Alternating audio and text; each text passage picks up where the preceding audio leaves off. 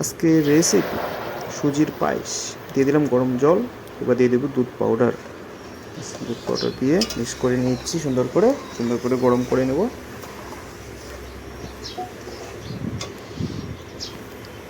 ভালো করে ফুটাতে হবে দুধ পাউডার দিয়ে, অনেকক্ষণ ধরে ফুটিয়ে। দেখতে পাচ্ছেন ভালো করে ফুটাচ্ছি। তারপর সুজিটাকে ভেজে নেব ঘি দিয়ে।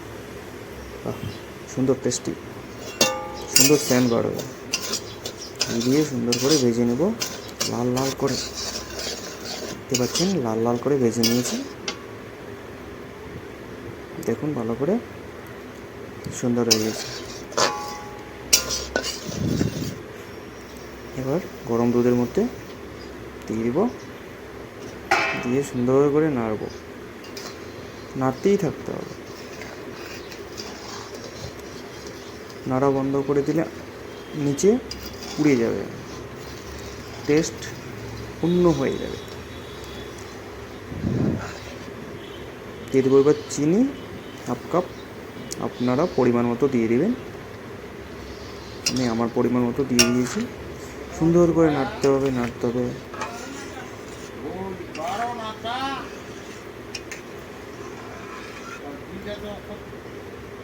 তৈরি হয়ে গেছে আজকের রেসিপি সুজির পায়েস। তার মধ্যে সুন্দর করে বাদাম দিয়ে দিয়েছি।